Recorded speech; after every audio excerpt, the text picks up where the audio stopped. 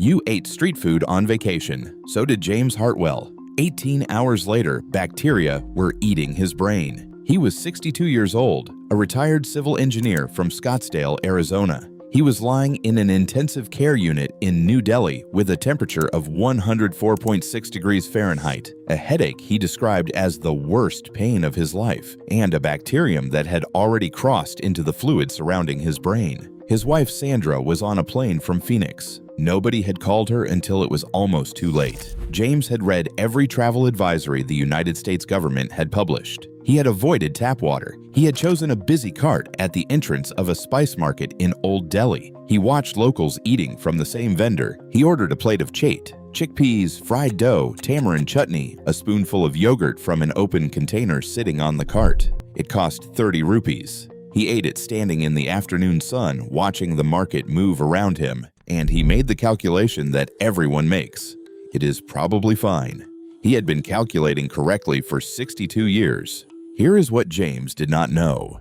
That bacterium was already in his food before he took his first bite, and the moment he swallowed it, a process began inside his body that would not announce itself for 18 hours. By the time it did, by the time he noticed the first sign that something was wrong, it was already inside his brain. What happens during those 18 hours is one of the most aggressive infection sequences in medicine, and the reason James was almost certainly going to die, and the reason a 25-year-old eating from the same cart probably would not, comes down to one thing that changes after your 60th birthday, something your doctor has never tested for, something you cannot feel. The bacterium is called Listeria monocytogenes. Most people know it from supermarket recalls, deli meat, soft cheese, bagged salad. What almost nobody knows is that Listeria lives in soil, in untreated water, on the surface of raw vegetables, and in any unrefrigerated dairy left in warm, open air. On that cart in Old Delhi, the yogurt in that open container was at exactly the temperature Listeria thrives in. James could not have seen it. He could not have smelled it. There was nothing about that food that looked wrong, because nothing looked wrong. That is the entire problem. Here is what makes Listeria unlike almost any other foodborne bacterium. Most bacteria that enter your body through contaminated food stay in the gut. Your intestinal wall contains the fight. Your immune system flushes it out over 3 to 7 days, and you recover. Listeria does not fight there. It invades the cells lining your intestinal wall and hides inside them. Not on the surface where your immune system can find it. Inside the cell. It hijacks the cell's own machinery, uses a protein called acta to propel itself through your tissue, and crosses from your gut into your bloodstream without ever being exposed to the antibodies waiting for it. It is using your own body as a vehicle. Your immune system never sees it. This is the part most doctors don't tell you, because what happens next only matters if you are over 60. Once in the blood, Listeria travels freely to the liver, the spleen, the lymph nodes. In most healthy adults under 50, the immune system catches it there. The person has a terrible week and recovers without ever knowing what it almost became. But after the age of 60, the blood-brain barrier begins to weaken. The tight junctions between the cells that form that barrier loosen, and Listeria carries a specific surface protein that allows it to bind to receptors in those barrier cells and be transported directly across. It does not force its way in. It is carried through by the very cells that were built to stop it. When Listeria crosses the blood-brain barrier, it enters the cerebrospinal fluid surrounding the brain and spinal cord. It begins to multiply, and your immune system's own inflammatory response, the thing that was supposed to save you, causes your brain to swell inside a skull that cannot expand. Pressure builds. Brain tissue is compressed. This is bacterial meningitis. In adults over 60, the mortality rate sits between 20 and 30%, even with immediate correct treatment. James Hartwell was 62 years old. He was finishing his plate of chait in the afternoon sun, feeling completely fine. His blood-brain barrier had been weakening for 2 years. He did not know that. There is no test for it, no symptom, no warning. Remember that yogurt on the cart. We are going to come back to it. He woke at 3 in the morning with stomach cramps. Not severe, the kind of discomfort that feels like something you ate disagreeing with you. He had been warned about travelers' diarrhea. He had packed loperamide and oral rehydration salts. He took both, drank a full bottle of water, and went back to sleep. By 7 a.m., diarrhea had started. Temperature 99.8. He texted Sandra, "Stomach bug, probably the street food. Staying in today." She told him to rest. He agreed. He had a flight to Agra in 2 days. He assumed he would be fine by morning. By noon, his temperature had climbed to 100.6. He was not fine. Inside his body, Listeria had already moved past the intestine. It was in his bloodstream, and it was moving.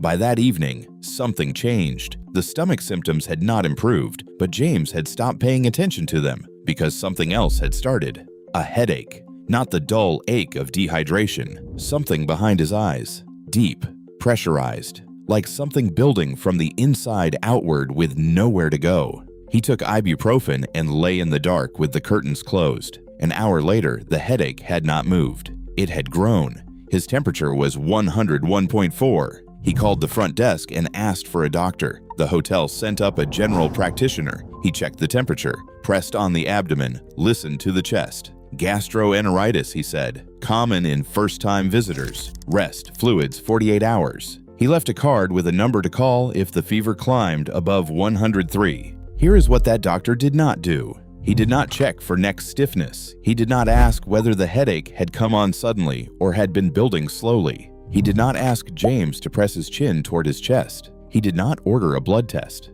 These are the things that separate a doctor who catches bacterial meningitis in a hotel room from one who does not. None of them happened. James took 2 more ibuprofen, set an alarm for 6 a.m., and closed his eyes. Inside his cerebrospinal fluid, the bacteria were already multiplying. At 6 a.m., James could not sit up without the room spinning. His temperature was 103.1 degrees. He had not eaten in 26 hours. His neck had become painful to move. When he tried to bring his chin down toward his chest, the most basic test the hotel doctor had not performed, the pain stopped him before he was halfway there. Sandra called at 9 a.m. He answered. She said later that he did not sound like himself. His speech was slow. He told her he thought he had eaten dinner the night before. He had not eaten anything since the chat 2 days earlier. She called the hotel directly and asked them to check on him. The hotel manager found James sitting on the bathroom floor. He could not stand without support. His speech was slow and disconnected. He flinched from the light coming through the gap in the curtains. The manager called an ambulance. The emergency physician in Delhi examined James within 20 minutes of arrival. High fever, severe headache, neck stiffness, sensitivity to light, confusion, the classic presentation of bacterial meningitis. He recognized it immediately. He ordered a CT scan and a lumbar puncture, a spinal tap to test the cerebrospinal fluid surrounding James's brain and spinal cord. He started intravenous antibiotics before the results came back.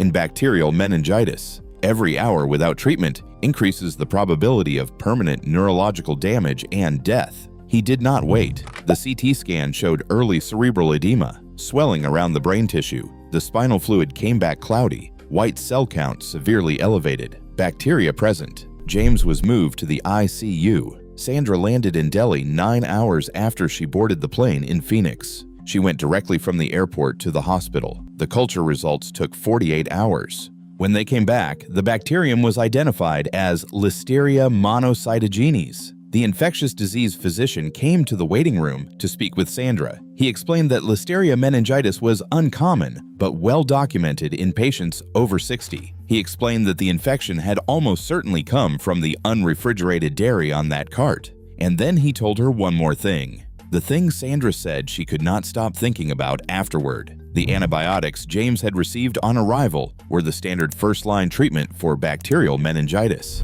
But Listeria monocytogenes is naturally resistant to cephalosporins, the most common class of antibiotics used for meningitis worldwide. Listeria requires ampicillin specifically. The physician had covered for the possibility and included ampicillin in the combination. But the 36-hour window between the first symptoms and the correct identification had allowed the infection to advance further than it would have with immediate targeted treatment. The physician said, "We are treating him correctly now." He paused. Then he said something Sandra has not forgotten. He said, "The infection is inside the brain tissue now, not just the fluid surrounding it." The tissue. Sandra asked what that meant for his recovery. The physician said he did not know yet. Nobody would know for 72 hours.